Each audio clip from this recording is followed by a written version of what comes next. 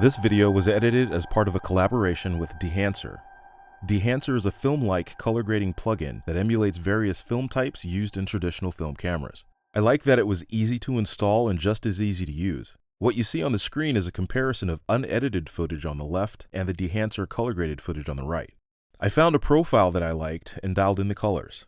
In my opinion, I think they could provide more color manipulation sliders to adjust for the tint. It can be a little overwhelming with some film profiles. Tell me in the comments what you think.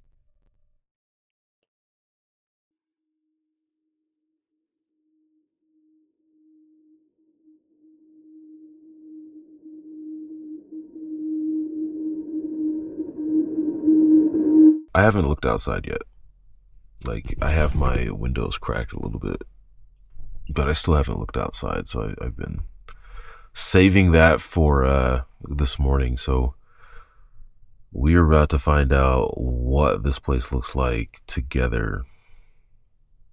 So here we go.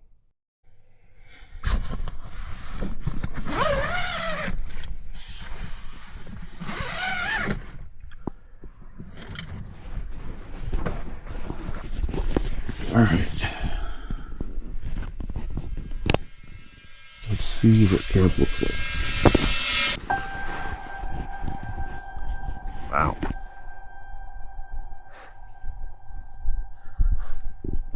Check this spot out. That's pretty cool, man. Yo.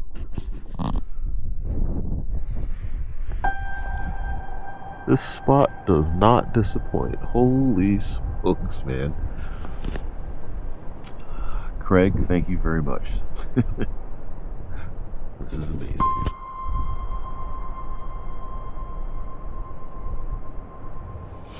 This is absolutely amazing. That was absolutely worth the drive. That was really cool. This is really, really cool. Alright. So, I'm going to enjoy this for a second, and then, yeah, I'm going to pack up, and we're going to get out of here. We're going to go find some more places to go camping. Or at least one other place to go camp someplace today on our trip home. So, cool. Talk to you guys again later. So, I'm driving by, and I see this sign that pops up on the side of the road. It says rock art. So I figure, all right, let's go look. I mean, we're here. It's not like we have to be anywhere right now today, so we're gonna climb up this little ledge here. We're gonna go look at some rock art. Look at this view. Is that cool or what? Here we go. A little placard up here.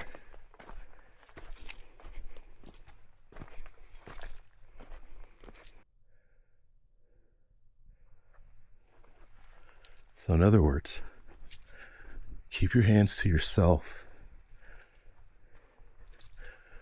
Don't touch anything.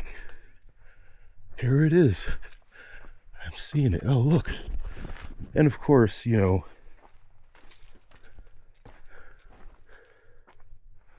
there's some of the rock art, and then some people had to come by, scratch their stupid initials into the side of the wall. That's great.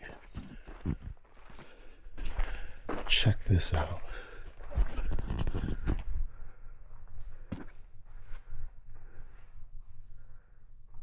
I hope you guys can see this. Looks like some bighorn sheep. Some flowers.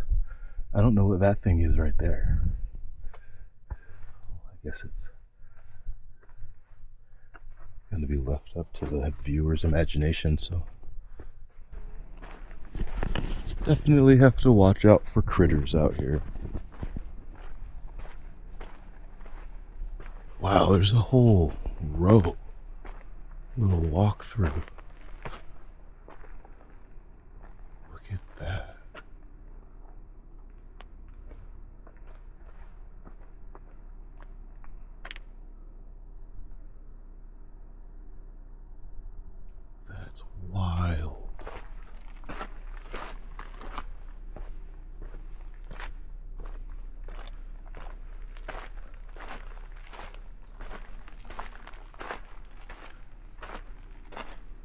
Again, more morons scratching their those stupid names in the wall. Well, I am back from Overland Expo Pacific Northwest. It was up in Redmond, Oregon this year. It's always nice to be back in the Pacific Northwest because the vibe up there is completely different from anywhere else. Oregon specifically, because like, if you've ever been to Oregon, then you know what I'm talking about. Like, Portland is weird, but the rest of Oregon is just as weird, just in a different way, but it's still a good time. I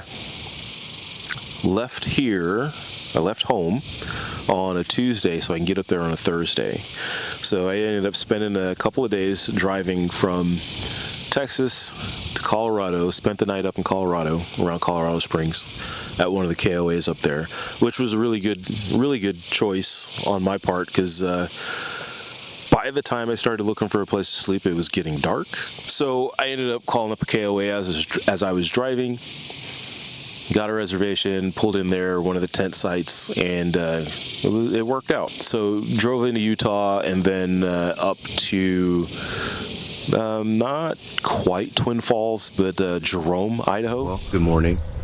It is, what is it? It's Thursday morning, about 7:40. Just started packing up. Started breaking down about 7:30. I should be done in the next 5 or 10 minutes. It wasn't a whole lot to put away. Just gotta repack a couple of things and then we'll be done. Maybe about 5 hours we'll be in Redmond, Oregon, and we'll be setting up at Overland Expo. See you guys later. And, you know, it was a really nice feeling to get up there and then be able to see the mountain ranges off in the distance, like the Sisters, and then, you know, some of the others. So, and then watch the terrain change as you drove further west into Oregon. It was pretty nice. It kind of felt like being home, but not quite. We're hanging out, and when I say we, I mean me. And go walking around the venue, and I just wanted to see, you know, what was there, because like, you have a list of vendors that are going to be there, or, you know, but the thing is, oftentimes they show up with sponsored vehicles, and those sponsored rigs are just really cool. So this year is Subaru themed, go figure. But so anyway, we're walking around, I'm walking around, and then some guy starts yelling out at me, but I don't realize he's talking to me. You know, it's like, hey bro, hey, hold up, bro.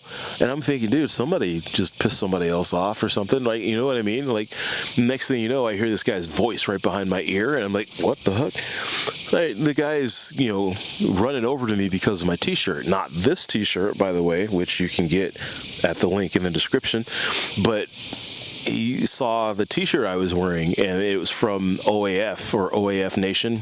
Operator as fuck is what OAF stands for. So the guy that was running up on me was a former Marine, former active duty Marine, and a former Marine Raider. And then the guy that owns the company for the shirt that I was wearing is also a Marine, and former Marine Raider, I believe. So we had a laugh about that, a little chuckle, and then, you know, a little conversation. His name is Jay. He owns the Instagram page, Paid to Raid, and he was letting me know he was there with a friend of his. He put me on to another Instagram page, Two Wolf Foundation. These guys do a lot of outdoorsy stuff, as you would guess.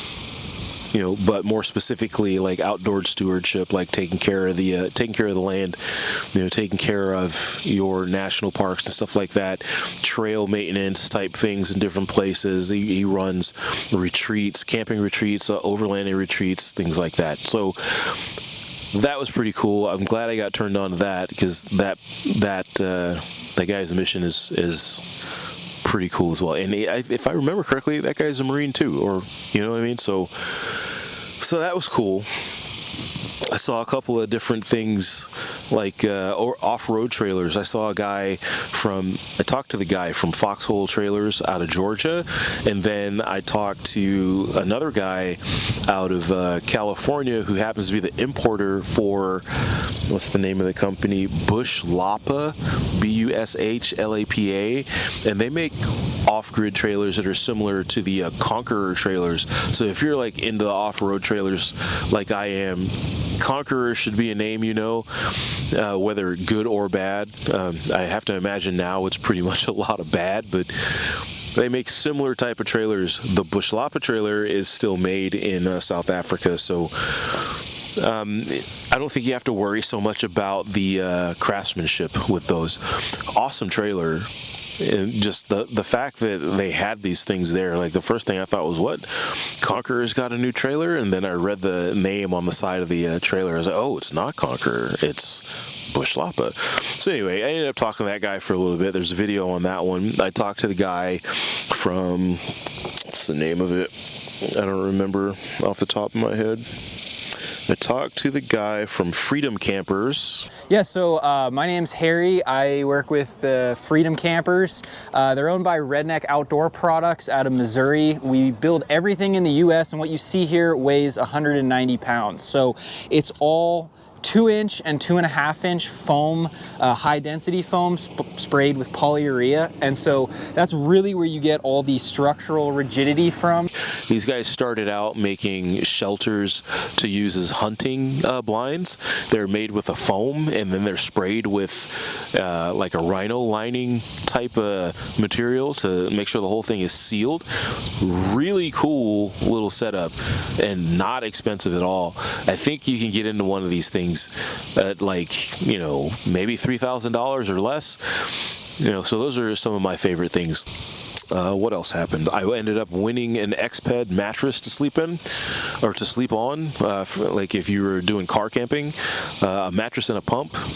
Funny thing is a buddy of mine that came down to visit me from Washington had also purchased that same mattress and pump earlier that day. So, pretty funny.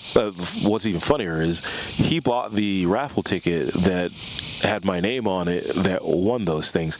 I offered to give them to him so that he could take the stuff that he won, or stuff that he purchased back, but he chose not to. He told me to go ahead and hang on to them, so I'll hang on to them for now. I'm probably not going to use them, but, you know, end up selling them, which is perfectly fine because I already have Exped mattresses and an Exped pump.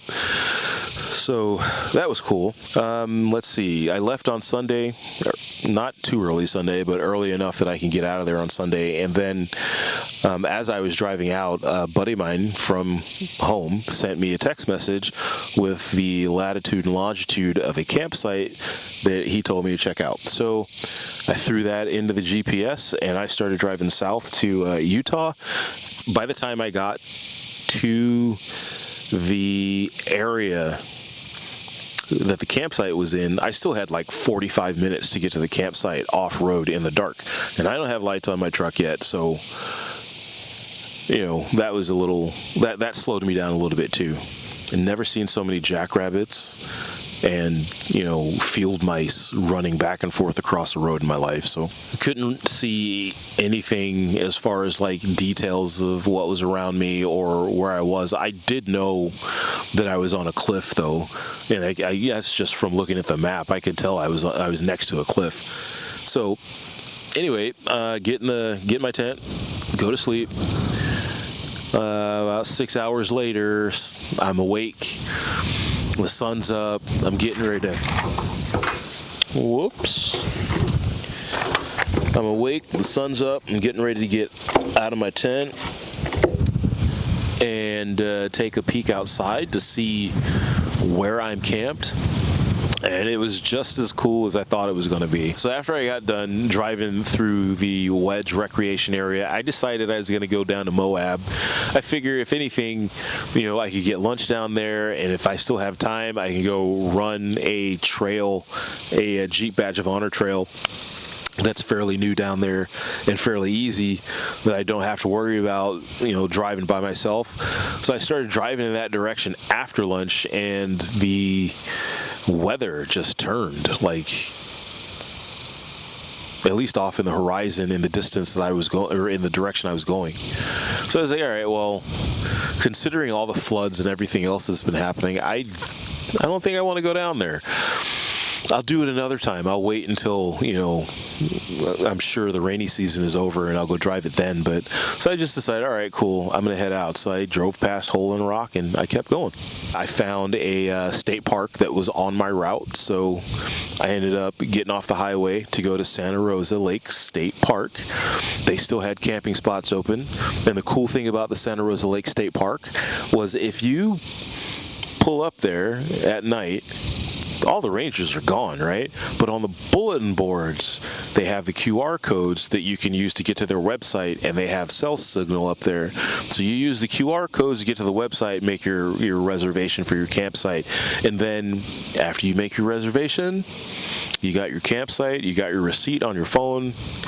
You know what I mean? If you happen to be there when the rangers come by checking campsites, you've got proof that you paid for yours the night before, and which wasn't an issue because I was done and gone before the rangers even, you know, opened up their office that morning. So, you know, I finished the rest of my drive and I went back to the house, and that concluded the rest of my trip. Check out the link in the description for the merch. If you like the video, go ahead and leave me a like. If you have questions about anything, yeah, ask them in the comment section. Anyway, see you guys later.